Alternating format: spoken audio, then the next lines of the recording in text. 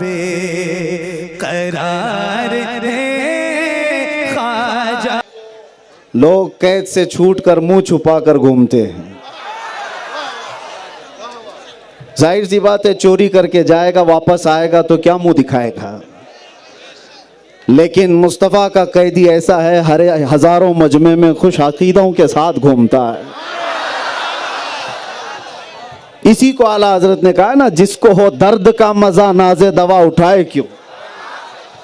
اور بارگاہ مصطفیٰ صلی اللہ علیہ وسلم میں اقبال یوں کہتا ہے دو عالم سے کرتی ہے بیگانہ دل کو عجب چیز ہے لذت آشنائی.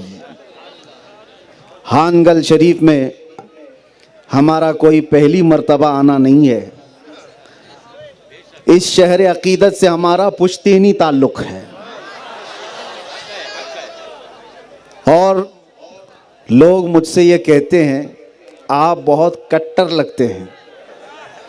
ہمارے بیانات یا پھر کسی چیز کو لے کر کے میں آج محسوس کر رہا تھا ہانگل سے 45 کلومیٹر دور پیدا ہوا تو کٹر کہتے ہیں, یہاں ہوتا تو پتہ نہیں کیا ہوتا.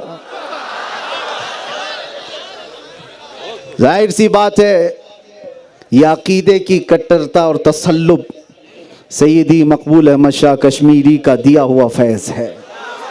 ہزاروں فتنے آئے اور چلے گئے, ہانگل کی سنیت کا بال باقا بھی نہیں کر سکے.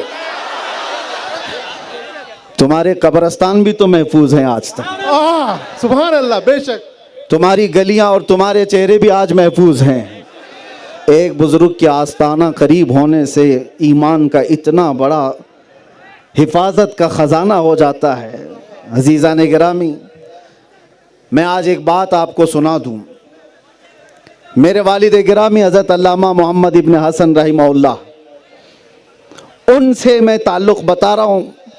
اعلیٰ حضرت کشمیری رحمۃ اللہ تعالیٰ علیہ کے متعلق ہم نے اپنے باپ سے سنا ہے. فرماتے تھے کہ ایک بار ان کا چہرہ جو دیکھ لیتا وہ نظریں جھپکانا بھول جاتا, اور پھر ہم یہ سوچتے تھے کہ ان کے اندر اتنی وجاہت ہے تو مصطفیٰ کریم کی وجاہت کا حال کیا ہو. لوگ آج کے زمانے میں اس چہرے کے فدائی ہیں تو 1400 سال پہلے چاند سے حسین چہرے کے فدائی کیسے ہوں گے. اس آستانے سے میری عقیدت اور میرا تعلق اس طور پر تھا کہ میرے والد کا قصہ بڑا مشہور ہے, میں نے کئی بار سنایا بھی ہے. ایکو کم کر دو برائے مہربانی.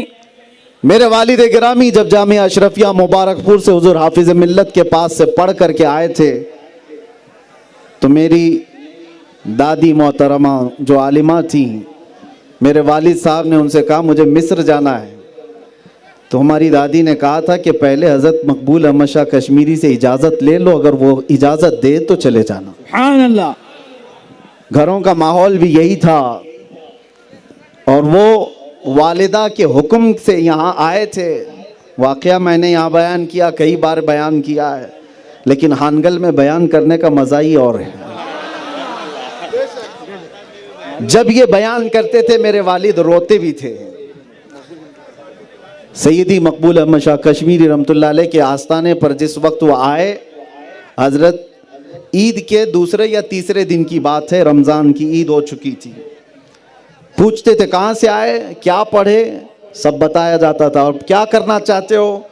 میرے والد کہتے مصر جامعہ ازہر جانا چاہتا ہوں. پیٹھ پر ایک تھپڑ مارتے اور کہتے کیا مرنے جائے گا وہاں پہ, جا بچوں کو پڑھا امامت کر. تو ساری جتنی امیدیں تھیں جو وہاں جانے کی وہ ٹوٹ گئی. اچانک حضرت کا حکم آ گیا, منع کر دیا تو میری ماں کو جا کے کیا کہوں گا.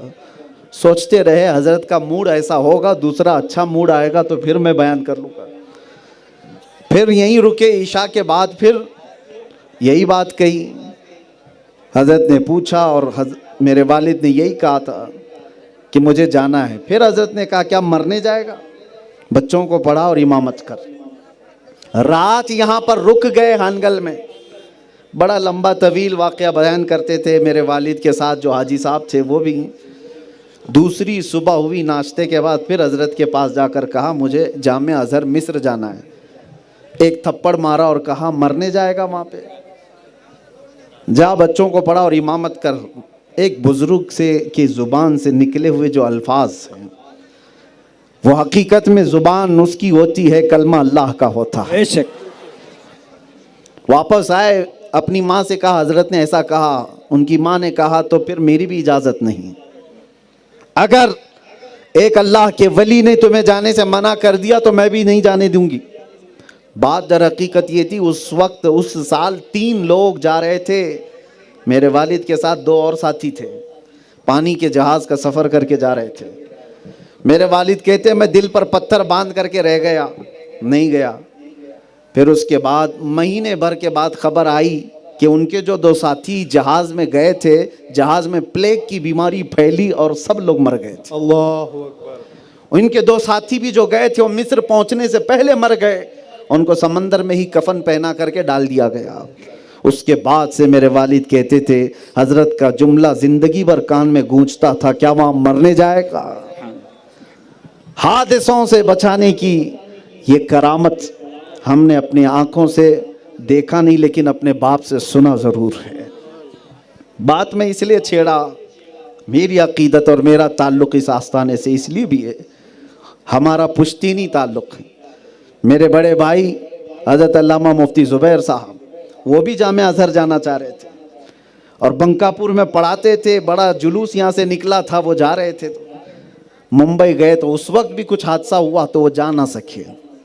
تیسرا میں تھا، میں جب فارغ ہو کر جامعۃ الرضا سے آیا اور میرا بھی جانے کا پورا پکا بن گیا، حالانکہ پکا اس لیے میں کہہ رہا ہوں کہ حضور تاج الشریعہ رحمۃ اللہ علیہ نے سر پر عمامہ باندھا تھا سبحان اللہ، سبحان اللہ۔ سبحان اور اللہ۔ حضرت نے فرمایا تھا تم جاؤ، لیکن جب میں آیا یہاں پر تو میرے والد صاحب اس وقت یہ کہتے ہیں کہ ٹھیک ہے میں نہیں جا سکا، میرا بڑا بیٹا نہیں جا سکا، اب تم جا رہے ہو، لیکن پھر بھی میں یہ چاہتا ہوں کہ سب سے پہلے ہم ہانگل شریف پیر مقبول کی بارگاہ میں حاضری۔ سبحان اللہ، نعرہ تکبیر۔ توجہ، ہم سب سے پہلے یہاں آئیں گے، میرے جانے سے پہلے کی بات میں بتا رہا ہوں۔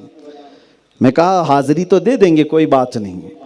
میرے والد کے ساتھ میں ہانگل شریف یہاں پر حاضر ہوا تھا، کسی کو اتنی خبر نہیں تھی اور نہ ہی ہم کوئی مشہور آدمی تھے، لیکن درگاہ شریف پر میں جیسے حاضر ہوا، میں آپ کو بتاتا ہوں، میرے مشفق اور کرم فرما حضرت العلامہ مولانا خلیل احمد مصباحی صاحب اور حضرت علامہ مولانا سید شفیع اللہ مصباحی صاحب اس وقت بھی یہ موجود تھے، آج بھی ہیں، اللہ ان کے اقبال بلند فرمائے۔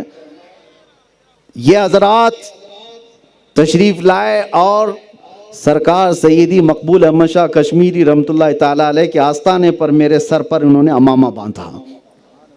پھر اس کے بعد میں باہر نکلا تو میرے والد صاحب مولانا خلیل صاحب کو ویسے ہی چاہتے تھے جیسے مفتی زبیر صاحب کو اپنے بیٹے کی طرح، تو وہ اسی جملے میں مجھے کار میں بیٹھ کر کے کہا خلیل نے عمامہ نہیں باندھا ہے، پیر مقبول احمد شاہ کشمیری کی اجازت ملی، سبحان اللہ، اب تم جا سکتے ہو۔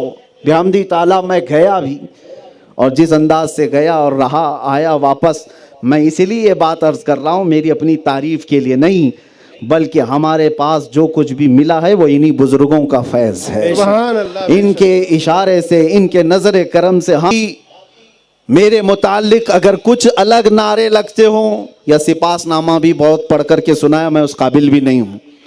مجھے جو ایوارڈ دیا جا رہا ہے، ایوارڈ وغیرہ سب آپ سے کیا لیں گے، لکڑی کا ایوارڈ اور یہ توغرا، ٹھیک ہے، یہ آپ کی محبتیں اور عقیدتیں ہیں، ہم ایوارڈ بارگاہ مصطفیٰ سے لینے کے متمنی ہیں۔ رسول کریم صلی اللہ تعالیٰ علیہ وسلم کے دربار سے صرف اتنا اشارہ ہو جائے، ہمارا تو یہ نعرہ ہے، ہر مصیبت ہر ستم گوارا ہے، یا رسول اللہ ایک بار تم کہہ دو کہ تو ہمارا ہے۔ ہر ستم ہر مصیبت گوارا ہے، یا رسول اللہ ایک بار تم کہہ دو کہ تو ہمارا ہے۔ یہی ہمارا مشن ہے، اور اعلیٰ حضرت فاضل بریلوی رضی اللہ تعالیٰ عنہ کا بھی یہی مشن تھا۔ فرماتے تھے نہ مرا گوش زتانے، یعنی مجھے کسی تان و تشنی سے سروکار نہیں، اور نہ ہی مجھے کسی تعریف کرنے والے کو سننا ہے۔ میں گدا ہوں اپنے کریم کا، میں گدا ہوں اپنے کریم کا، میرا دین پارے نہ نہیں۔ عزیزان گرامی وقار، میرا یہ جملہ ہے، یاد رکھو، ان کی بات کرو، ہر دل پہ راج کرو. ہزاروں نہیں لاکھوں دلوں کو اللہ تعالیٰ تمہاری طرف پھیر دیتا ہے. مصطفیٰ کریم صلی اللہ علیہ وسلم کی عزت کی بات کرو. لوگ آج ڈرے سہمے ہوئے بھی ہیں. جہاں پر ہم جاتے ہیں لوگوں کی ایسی امیج بنا دی گئی ہے، بہت ساری چیزیں. یہ لوگوں کا ہجوم دیکھ کر بیچارے کچھ لوگوں کو، ڈپارٹمنٹ والوں کو بھی ڈرا کر کے رکھتے ہیں، ایسا ہو جائے گا ویسا ہو جائے گا. ڈپارٹمنٹ والے بھی ڈرتے رہتے ہیں کہ اس مولانا کو بلائیں گے تو لا اینڈ آرڈر کا مسئلہ تو نہیں ہو جائے گا. اللہ شاہد ہے کہ ہم لا اینڈ آرڈر کو توڑنے والے لوگوں میں سے نہیں ہیں. یہ قوم اسی وقت خفا ہوتی ہے جب ان کی جان کو کوئی انگلی اٹھاتا. باقی کیا کیا نہیں کر لیا گیا ہمارے ساتھ، سب کچھ تباہ ہو چکا ہے. ہم کس چیز کا رونا روئیں؟ ہمارے بچوں کے جنازے کا، ہماری عورتوں کی عزتیں نیلام ہونے کا، کس چیز کا رونا روئیں؟ ہمارے پاس سے تو سب لٹ گیا ہے. ہمارے بچوں کو آوارہ کر دیا گیا ہے، نوجوانوں کی تو کوئی حیثیت ہی نہیں رہ گئی، سب ٹوٹ پھوٹ گیا ہے. لیکن میرے عزیزو، اس بات پر فخر ہوتا ہے، اس قوم کا سرمایہ سب چلا گیا، مال و دولت لوٹ لی گئی، ان کی نوکریاں بھی نہیں، ان کے ساتھ کوئی بھی ایسا قائد نہیں، یہ ٹوٹی پھوٹی جماعتوں میں ہے. لیکن فخر اس بات پر ہوتا ہے جب ناموس رسالت کی بات آتی ہے تو رگیں جہاں پھڑکنے لگ جاتی ہے، اور پھر ہر جگہ سے ایک ہی آواز آتی ہے، لبیک یا رسول اللہ. یہی دنیا دیکھ کر گھبرا رہی ہے کہ ابھی بھی رمق باقی ہے، ابھی بھی چمک باقی ہے، ابھی بھی زندگی باقی ہے. میں یہ کہتا ہوں تم ہزار چیر پھاڑ کر لو ہمارے ساتھ، لیکن مصطفیٰ کریم کا نام ہماری جان سے زیادہ عزیز ہے. اس چیز میں کوئی کمپرومائز نہیں کیا جاتا. ہمارا لہجہ بھی اگر سخت ہوتا ہے تو اسی مسئلے میں سخت ہوتا ہے. ہم بڑے نرم انداز میں گفتگو کرتے ہیں، نرم انداز میں بات کرنے کے عادی ہیں.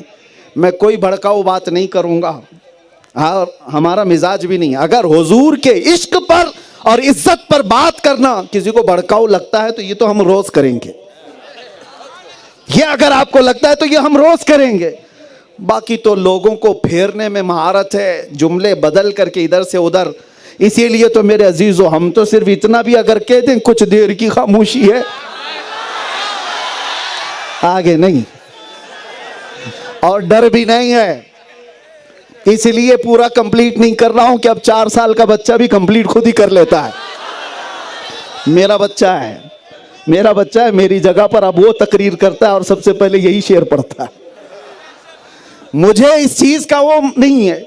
میرے عزیزوں، کسی کو اگر کوئی جملے پھیر کر کے بدل کر ہماری امیج کو خراب کرنا چاہیں تو یہ ان کا مسئلہ ہے. آپ ہمیں پڑھیں، ہمیں دیکھیں، ہمیں سنیں. ہم تو صرف اور صرف ناموس رسالت کے لیے بات کرتے ہیں. آؤ اے نوجوانوں، میں صحابہ اکرام رضوان اللہ تعالیٰ علیہ مجمعین کی زندگی سے آپ کو بتاؤں. ایک صحابی رسول کا ایسا معاملہ، اللہ کے نبی صلی اللہ تعالیٰ علیہ وسلم غزوہ بنی مصطلق سے واپس تشریف لا رہے ہیں، اور اس وقت صحابہ کی جماعت میں ایک منافق بھی تھا، عبداللہ بن ابی، رئیس المنافقین.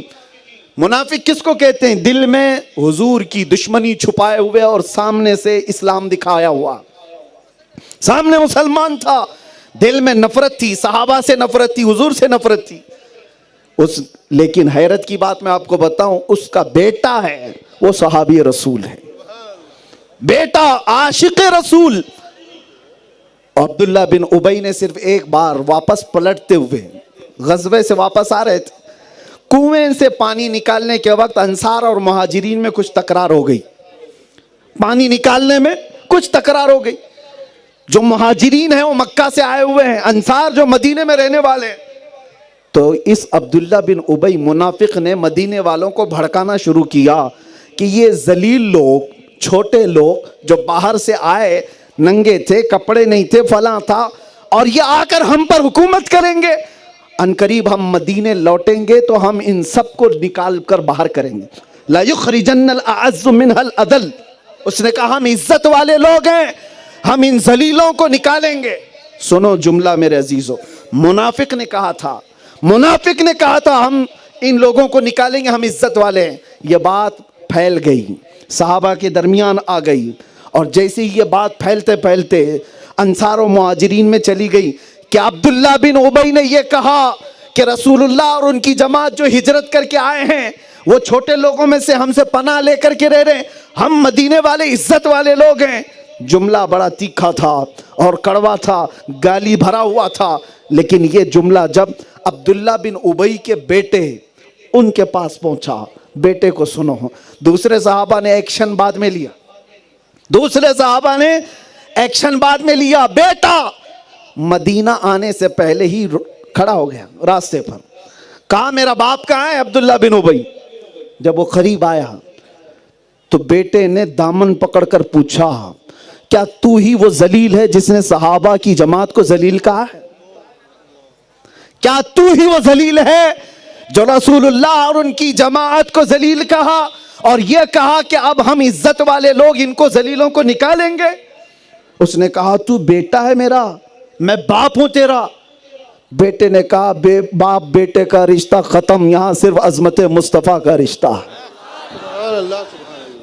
یہی تو پیغام تاج شریعہ تھا, نبی سے ہو جو بیگانہ اسے دل سے جدا کر دے.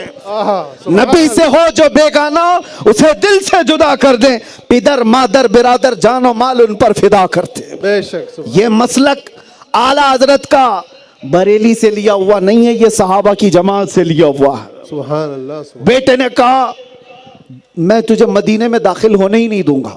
عبداللہ بن ابی نے کہا میں سردار ہوں قبیلے کا, مدینہ میرا وطن ہے, گھر میرے مدینے میں, مجھے تو نہیں داخل ہونے دے گا نا. بیٹے نے کہا تلوار نکال لی اور کہا میں تجھے مدینے میں داخل ہونے نہیں دوں گا. اپنے باپ کو کہا پھر کیا کروں؟ کہا یہاں اعلان کر کہ تو ذلیل ہے اور صحابہ عزت والے ہیں. سبحان اللہ سبحان اللہ. اعلان کر کہ تو ذلیل ہے اور اللہ کے رسول اور سارے صحابہ عزت والے ہیں, اس وقت تک میں تلوار اندر نہیں کروں گا. کیا بیٹے کی محبت تھی. باپ نے سب کے سامنے کہنے سے شرمایا اور کہا چل میں تیرے کان میں بول دیتا ہوں. کہا نہیں, کان میں نہیں, جس طرح تو نے تکرار کے وقت سب کے سامنے کہا تھا مجمع میں کہہ. اپنے باپ کو بیٹا کہلوا رہا ہے. اور اس کے بعد جب باپ کھڑا ہوا اور کہا اے اہل مدینہ سب سنو, میں ذلیل ہوں, رسول اللہ کی جماعت عزت والی. سبحان اللہ سبحان اللہ. قرآن کی آیت نازل ہو گئی وَلِلَّهِ الْعِزَّةُ وَلِرَسُولِهِ وَلِلْمُؤْمِنِينَ. عزت تو اللہ کی ہے, رسول کی ہے, ایمان والوں کی ہے. وَلَكِنَّ الْمُنَافِقِينَ لَا يَعْلَمُونَ. منافقوں کو اس بات کا علم نہیں ہے. آج بھی میرے عزیزو ادھر ادھر جو دجالی فرقوں میں جاتے ہیں ان کی کوئی عزت نہیں, عزت تو ایمان والوں کی ہے. تم جمے رہو, ڈٹے رہو عظمت مصطفیٰ کے ساتھ, حضور کی عزت کے ساتھ کوئی کمپرومائز. جو جان مانگو تو جان دے دے, جو مال مانگو تو مال دے دے, مگر یہ ہم سے کبھی نہ ہوگا نبی کا چاہو جلال دے دے. اس پر کوئی سمجھوتے کی بات نہیں کرتے. یہی مسلک اعلیٰ حضرت ہے, یہی مسلک اعلیٰ حضرت ہے. میں کہتا ہوں, کچھ لوگ مجھ سے کہتے تھے کہ یہ مسلمانوں کی جماعت کا تو آج حال یہ ہو گیا ہے, جب الیکشن آتا ہے ساری پارٹیوں میں گھومتے رہتے ہیں جھنڈے لے لے کر کے. صبح نیلے پٹے والوں کے ساتھ, دوپہر میں لال پٹے والوں کے ساتھ, رات میں کیسری پٹے والوں کے ساتھ, سب سے 500 لیتے رہتے. کسی نے مجھے تانا مار کر کے کہا تھا, ایک نیتا صاحب نے. میں نے کہا بات در حقیقت یہ ہے, وہ بھی کماتے ہیں, آپ بھی کماتے ہو, الیکشن کا ماحول ہوتا ہے, کمپیر کرنے کی جہاں بات آتی ہے, آپ ایک پارٹی کے نیتا ہو, دوسرا کوئی اور نیتا ہے, تیسرا کوئی اور نیتا ہے, ہمارے بچوں کو سب برابر لگتا ہے, اس سے بھی لو اس سے بھی لو, جھنڈے لگا کے گھوم لیتے ہیں. اگرچہ میں اس کی حمایت نہیں کر رہا, آپ یہ کہہ رہے ہو کہ یہ سب جگہ ادھر ادھر چلے جاتے ہیں 500 کے لیے. میں نے اس نیتا کو ایک جملہ کہا تھا, کہا آ جانا کبھی میرے ساتھ, کسی متقی پرہیزگار عالم دین کی بات نہیں کروں گا, मुसलमानों के मोहल्ले में से किसी एक नौजवान बच्चे को लेकर के आना, मैं भी बैठूंगा तू भी बैठ। कंपैरिजन नेताओं के दरमियान मत करना, इस नेता के साथ जाएगा कि उस नेता के साथ जाएगा। कैसा भी नौजवान हो मेरे सामने बैठना, एक तरफ उससे कहना 1 करोड़ देता हूं ये ले ले, और एक तरफ गुंबद खजरा को दिखाकर कहना और पूछना क्या लेता है। कसम खुदा की मेरा यकीन ये कहता है हमारे हर मोहल्ले का बच्चा ये कहेगा अपना सब कुछ गुंबद खजरा कल भी था और आज भी है, मेरे नबी से मेरा रिश्ता कल भी था और आज भी है। बतला दो गुस्ताख नबी को गैरत सुन्नी जिंदा है, उन पे मर मिटने का जज्बा कल भी था और आज भी है। लब्बैक या रसूल अल्लाह। रसूल अल्लाह। आप आखिरी रसूल हैं। गधे को भी ये मालूम था कि हुजूर खातमुन नबीयीन है। कादियानी गधे से बदतर हैं। गधे का अकीदा था मुहम्मदुर रसूलुल्लाह खातमुन नबीयीन है। और जानते हो अलग बात जिस पर हुजूर मुस्कुराए वो क्या थी? वो खच्चर कहता है या रसूल अल्लाह सल्लल्लाहु अलैहि वसल्लम, मैं एक यहूदी की मिल्कियत में था, मेरा मालिक एक यहूदी था, मुझे पाला है, मुझे लेकर चलता था फिरता था, लेकिन जब जब वो मेरी पीठ पर बैठने की कोशिश करता था मैं गिरा देता था। हुजूर मुस्कुरा दिए थे। खच्चर कह रहा है जब भी वो बैठने की कोशिश करता मैं गिरा देता था। हुजूर ने पूछा ऐसा क्यों करता था? कहा मेरी माँ ने नसीहत की थी कि इस पीठ को पाक रखना, सैयदुल अंबिया बैठेंगे, सैयदुल अंबिया तशरीफ फरमा होंगे इस पीठ पर। उस पीठ पर खच्चर ने किसी ऐरे गैरे नत्थू खेरे को बैठने नहीं दिया। मैं यही कहता हूं नौजवानों, उस खच्चर की तरह से अगर बात आ जाती कि हमारी आंखें ऐरे गैरे नत्थू खेरे के हुस्न को देखने के लिए नहीं है, हमारी आंखें अल्लाह ने दी हैं, तो मुफ्ती आजम की दुआ सुनो, कुछ ऐसा कर दे मेरे किरदगार आंखों में हमेशा नक्श रहे रूए यार आंखों में। उन्हें न देखा तो किस काम की है ये आंखें कि देखने की है सारी बहार आंखों में। अपनी आंखें बचा कर रखते, अपनी आंखों को मैला होने से बचा लेते, ये सोच करके कि अल्लाह ने मुझे आंखें दी है जमाले मुस्तफा देखने के लिए। हमारे हाथ गुनाहों से बचा कर रखते कि यह हाथ को मैं मैला होने नहीं दूंगा, इसलिए कि यह हाथ मुझे क़यामत के दिन हुजूर से मुसाफा करना। हमने इसका एहतमाम किया है, इसका ख्याल किया है। नबी पाक सल्लल्लाहु तआला अलैहि वसल्लम की इज्जत और अजमत पर उस खच्चर ने कभी समझौता नहीं किया, किसी चीज से नहीं किया। मालिक हो तो हो, पीठ पर बैठने नहीं दूंगा गंदे आदमी को, अकीदे का नजिस है नहीं बैठने दूंगा। हुजूर का आशिक अगर अपने आप पर किसी और को सवार कर लेता है तो उसे सोचना चाहिए। वो गुलाम कैसा है जिसके ख्यालात पर कोई और हावी हो गया है, किसी के दिल पर कोई और राज करने लग गया है। दुनिया की हसीनाओं और जमीलाओं के चक्कर में पड़े हुए वो नौजवान रात भर व्हाट्सएप फेसबुक इंस्टा पर अपनी जिंदगी के अयाम गुजारने वाले, मैं तुमसे पूछना चाहता हूं, क्या तुमने हुजूर पाक की मोहब्बत की कसम खाई है या फिर इन हसीनाओं और जमीलाओं की जो चंद दिनों के बाद किसी और की हो जाए?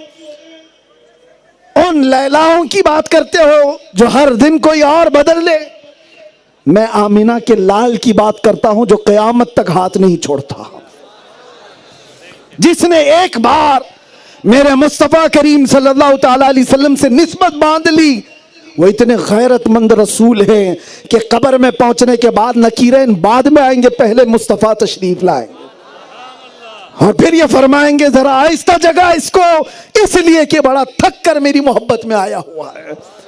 उस गैरतमंद रसूल की बात, कयामत के दिन का मंजर भी हदीसों में मौजूद है कि कयामत के दिन हुजूर पाक सल्लल्लाहु तआला अलैहि वसल्लम फरमाते हैं मेरे कंधे पर चादर होगी और खिसक कर गिर रही होगी, एक हाथ से मैं चादर संभाल रहा हूँ और दूसरे हाथ से अपने उम्मती को पकड़कर जन्नत में ले जा रहा हूँ। जो वहां भी ना छोड़े जो ना भूला हम गरीबों को रजा, याद उसकी अपनी आदत कीजिए। नामुसे रिसालत का मसला क्या है? हर चीज में अव्वल हुजूर पाक की इज्जत होनी चाहिए, हर चीज में अव्वल। हमारे सारे रिश्ते नाते सब कुछ हुजूर पाक से वाबस्ता है। वो जो न थे तो, हर सुन्नी को ये पता है, मैं आधा ही बोलता हूं, आधा ये कंप्लीट करते हैं। वो जो न थे तो कुछ न था, और वो जो न हो तो, कुछ न हो, हमारी जिंदगी में भी वो जो न हो तो, कुछ न हो, हमारी कब्र में भी वो जो न हो तो, कुछ न हो, कुरान में भी वो जो न हो तो। कुछ न हो। कुरान पाक में नबी पाक सल्लल्लाहु ताला अलैहि वसल्लम को निकालने की कोशिश की गई है, मोहब्बत मुस्तफ़ा सल्लल्लाहु ताला अलैहि वसल्लम की, तो फिर वो कुरान ही नहीं रह जाएगा, कलाम नहीं रह जाएगा। कलाम वही है जो मुस्तफ़ा करीम की जुबान से निकला हुआ है। अजीज़ा ने गिरामी वक़ार, अजानों में भी वो जो ना हो तो, कुछ न हो, हश्र के मैदान में भी वो जो ना हो तो, कुछ न हो, और कब्र में भी वो जो ना हो तो। कुछ न हो। इसलिए मैं बोल रहा हूं, कब्र के 3 सवाल हैं, 2 में तो बहुत सारे पास हो जाएंगे, 2 में तो बहुत निकल जाएंगे। तेरा रब कौन है? अल्लाह है। तेरा दीन क्या है? क्या है? इस्लाम। यहां तक बहुत आ जाएंगे। लेकिन तीसरा फरिश्ते जो पूछते हैं ना, इसमें बड़ा मसला है। फरिश्ते वहां ये नहीं पूछेंगे फिर हुजूर होंगे, रिवायत में है। अब फरिश्तों ने पहले क्या कहा? तेरा रब कौन है। दूसरे में कहा तेरा दीन क्या है। लेकिन हुजूर को दिखा करके नहीं पूछते ये कौन है, बल्कि ये पूछते हैं बता इनके बारे में दुनिया में क्या कहता था। अब नहीं, क्या कहता था। ये सवाल बड़ा टफ है। अपोजिशन वाले तो कहेंगे हा हा लादरी, और जो मोहब्बत है मुस्तफा वाले थे, अरे बरेली वाले तो ये कहेगा सरवर कहूं कि मालिको मौला कहूं तुझे, बाग़े खलील का गुले ज़ैबा कहूं तुझे, तेरे तो वस्फ़ ऐबे तनाही से हैं बरी, हैरान मेरे शाह मैं क्या क्या कहूं तुझे। हुजूर को देखने के बाद आशिक रसूल तो ये कहेगा अब तो पाए नाज से ऐ फरिश्तों क्यों उठूं, अरे मर के पहुंचा हूं यहां इस दिलरुबा के वास्ते, मर के पहुंचा हूं यहां इस दिलरुबा के वास्ते। वहां का सवाल, मसलक की बात मैं आपको कर रहा हूं, कोई कंप्रोमाइज सहाबा ने नहीं किया। एक और सहाबी की बात बताता हूं, अनस बिन नुज़ैर रज़ी अल्लाह ताला अन्हु। हुजूर पाक सल्लल्लाहु अलैहि वसल्लम के ऐसे सहाबी हैं, हुजूर के राज़ों में शरीक रहते थे। जब कोई जंगी मकासिद की बात हो रही होती, कोई भी तंजीमी बात हो रही होती, तो हजरत अनस बिन नुज़ैर हुजूर के हमराज थे। एक बार मक्का से एक खत आया और हुजूर उस वक्त अनस बिन नुज़ैर के घर में थे। हुजूर पाक सल्लल्लाहु अलैहि वसल्लम ने अनस बिन नुज़ैर से कहा खत पढ़ो। अनस बिन नुज़ैर ने खत पूरा पढ़ा, सुनाया। उस खत में क्या लिखा हुआ था, मक्का वाले जंग की तैयारी कैसी कैसी कर रहे हैं, सब उसमें डिटेल आ गई थी। कासिद ने खत भेज दिया था हुजूर के। हुजूर ने खत बंद करवाया और कहा तेरे और मेरे बीच राज है, किसी को पता नहीं चलना चाहिए जब तक मैं ना कहूं। अनस बिन नुज़ैर ने कहा या रसूल अल्लाह, आपका हुक्म सर आंखों पर। लेकिन एक मसला है अनस बिन नुज़ैर के साथ। उनकी बीवी जिससे उनकी शादी हुई थी, बहुत उससे मोहब्बत करते थे, बल्कि इश्क करते थे। अपनी बीवी से बहुत मोहब्बत करते थे अनस बिन नुज़ैर, यह मशहूर था। जब रसूल पाक सल्लल्लाहु अलैहि वसल्लम घर से चले गए, अनस बिन नुज़ैर की बीवी घर से अंदर से बाहर आती, पूछती अनस बिन नुज़ैर रसूलुल्लाह से क्या बात कर रहे थे। अनस बिन नुज़ैर ने कहा मेरा और हुजूर का मामला है, बता नहीं सकता। बीवी ने कहा मुझे तो बता दो, हमारे और तुम्हारे दरमियान क्या पर्दा, हम तो एक दूसरे से इश्क करते हैं। अनस बिन नुज़ैर ने कहा ये इश्क अलग है, वो इश्क अलग है। कहा नहीं बता सकता। बीवी ने कहा ना बताओ, कोई बात नहीं, मैं दीवार के पीछे से सब सुन चुकी हूं, मक्का से खत आया है, जंगों की तैयारियों की सब बातें बताई गई है। इतना सुनना था, अनस बिन नुज़ैर खड़े हो गए, सीधे गर्दन पकड़ ली, गला पकड़ लिया, कहा नहीं छोड़ूंगा। वो डर गई। बीवी वो भी सहाबिया है, उसके बावजूद अनस बिन नुज़ैर ने गला पकड़ लिया, कहा नहीं छोड़ूंगा उस वक्त तक जब तक रसूलुल्लाह का हुक्म ना आ जाए।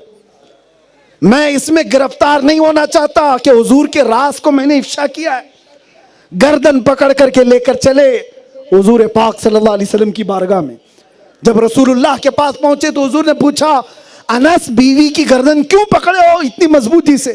کہا یا رسول اللہ آپ نے جو راز مجھے محفوظ رکھنے کا حکم دیا تھا میری اس بیوی نے دیوار کے پیچھے سے سن لیا اور یہ آ کر مجھے بیان کر رہی ہے.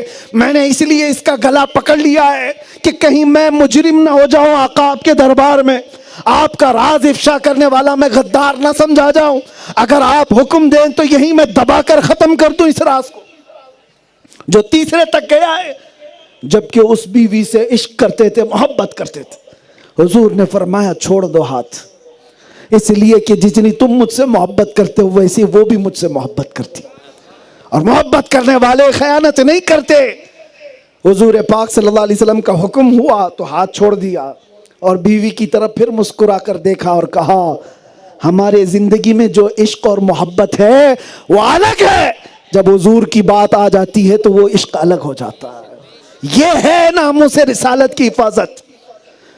سب سے پہلی چیز حضور پاک کی بات ہو, سارے رشتے ناتے اسی سے جڑے ہوئے ہیں, اور اگر یہ چیز نہ ہو تو پھر زندگی فضول ہے. بے عشق مصطفیٰ کوئی بات نہیں ہماری زندگی میں, حضور کے نام کے بغیر کوئی زندگی نہیں ہے.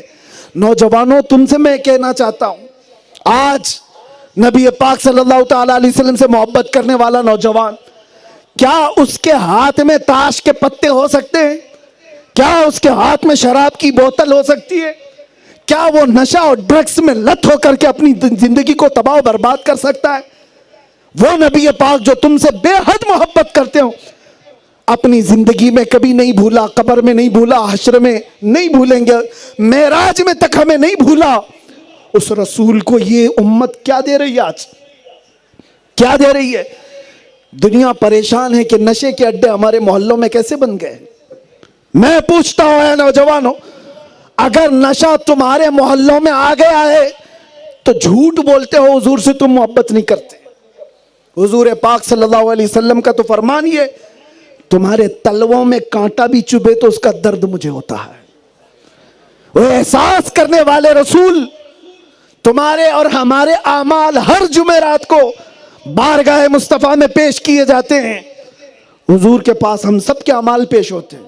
ہم نے کیا کیا کیا ہفتے بھر, نبی پاک کو فرشتے سب سناتے ہیں, اور میرے آقا فرماتے ہیں تم میں سے ہر ایک کو اس کے باپ کے نام سے میں پہچانتا ہوں. سوچو ہفتے بھر کے کیا کام ہمارے پہنچائے جاتے ہوں گے. اب تو بدلنے کا وقت آ گیا ہے. ہم اپنا ہفتہ محفوظ رکھیں کہ بارگاہ مصطفیٰ میں اچھی خبریں جائیں میری. میں نے جو کچھ اب تک کیا ہے توبہ کر لوں گا. یاد رکھو, یاد رکھو, دنیا کا چور پولیس سے ڈر کر بھاگتا ہے کیونکہ پکڑ لیں گے, جیل میں ڈالیں گے, کیس بن جائے گا. لیکن اعلیٰ حضرت فرماتے ہیں چور حاکم سے چھپا کرتے ہیں, اور یہاں تیرے دامن میں چھپے چور انوکھا تیرا. بارگاہ مصطفیٰ میں جب کوئی سارے گناہ کر کے بھی آتا ہے تو اسے مردود نہیں کیا جاتا, اسے دھتکارا نہیں جاتا ہے. کر کے تمہارے گناہ مانگے تمہاری پناہ, اور تم کہو دامن میں آ, تم پہ کروڑوں درود. بے ہنرو بے تمیز کس کو ہوئے ہیں عزیز, ایک تمہارے سوا تم پہ کروڑوں درود. گندے نکمے کمی مہنگے ہیں کوڑی کے تین, کون ہمیں پالتا, تم پہ کروڑوں درود. دنیا کے دسترخوانوں پر جا کر یا مالداروں کی کوٹھیوں پر لائن لگا کر نیتاؤں کے انتظار میں اپنی زندگی کے ایام کاٹ کاٹ کر پریشان ہونے والوں, آؤ میں تمہیں بلاتا ہوں ایک بار بارگاہ مصطفیٰ میں اپنے آپ کو پورا سپرد کر کے دیکھو. عزت نہ ملے تو پھر کہنا, تمہاری عزت نہ بڑھے تو پھر کہنا. دنیا والے دکھ ہی دے سکتے ہیں, تمہارے غم کو سننے کے بعد وہ چار لوگوں میں مذاق ہی کر سکتے ہیں. فلاں کی ساری خرابیاں مجھے معلوم ہے, اس کے گھر کا تو بتا بھی نہیں چلتا, اس کے گھر تو چولہا بھی نہیں جلتا.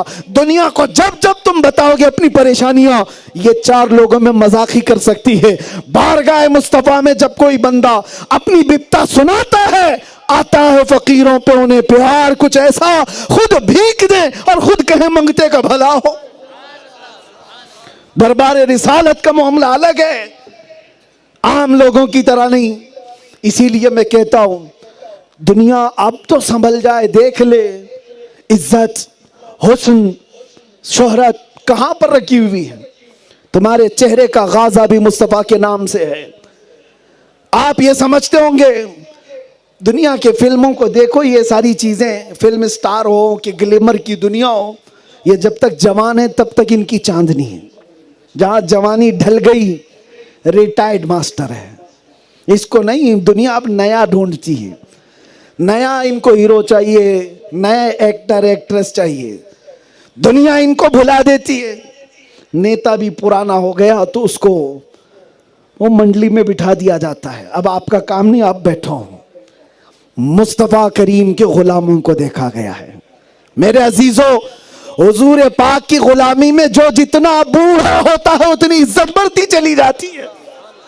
کیا آپ نہیں دیکھتے حضور سیدی محدث کبیر 90 سال سے بھی اوپر کے ہو گئے, ہزاروں نوجوانوں کی خوبصورتی ایک طرف, اس مرد قلندر کی خوبصورتی اپنی جگہ پر. وہ خوبصورتی پاؤڈر اور لالی کی نہیں ہے, وہ حدیث مصطفیٰ سے ملی ہوئی ہے, عشق مصطفیٰ سے آئی ہوئی ہے. اور ان آنکھوں نے شاید حضور تاج الشریعہ کو دیکھا ہوگا, کوئی تو دیکھا ہوگا. جن لوگوں نے دیکھا ہے وہ جانتے ہوں گے, جو دیکھ لیتا تھا وہ پلکیں جھپکانا بھول جاتا تھا. 74 سال کی عمر میں 74 جب عمر پہنچی ہے, عام طور پر تو لوگ سمجھتے ہیں اس عمر میں دوسروں کو بوڑھا کہتے ہیں, لیکن میرے عزیزو محمد عربی کے غلاموں میں بڑھاپا آ نہیں سکتا. یہاں جو جتنا بوڑھا ہو جائے عزت بڑھتی ہی چلی جاتی ہے. یہاں پر چہرے پر جھریاں آ جائیں, بال سفید ہو جائیں, کمر جھک جائے, تب بھی عزت میں کمی نہیں آتی. بلکہ دنیا سے جانے والا بھی ہوتا ہے تو جنازہ اٹھانے کے لیے کندھے ترس جاتے ہیں. یہ حضور پاک کے غلامی میں ملتا ہے. باقی کسی پارٹی کی نوکری تم 40 سال کر لو, بعد میں جب تمہارا ریٹائرمنٹ کا ٹائم آ جائے گا, نئے لیڈر ہوں گے, نئے نیتا ہوں گے, اور تمہیں پھر کسی پیپر کے کونے میں بھی نہیں گنا جاتا. کتنے تو آئے اور چلے گئے. اسی لیے میں کہتا ہوں ایک ہی جگہ ہے عزت کی, وہ دربار رسالت سے وابستگی ہے. بارگاہ مصطفیٰ کا جو ہو گیا وہ ہر زمانے میں روشن و تابناک رہا. آج زمانہ گزر گیا, بہت ساری نئی جنریشن آ گئی. پیر مقبول احمد شاہ کشمیری کو دیکھی ہوئی آنکھیں کم رہ گئی ہوں گی, نئے بچے آ گئے, نئے جوان ہو گئے. لیکن بوڑھوں سے زیادہ جوانوں میں عقیدت ہے یا نہیں؟ عقیدت ہے یا نہیں؟ بچوں میں ہے, جوانوں میں ہے. دیکھا نہیں. عقیدت کیوں ہے؟ اس لیے کہ یہ دستور ہے, یہ نظام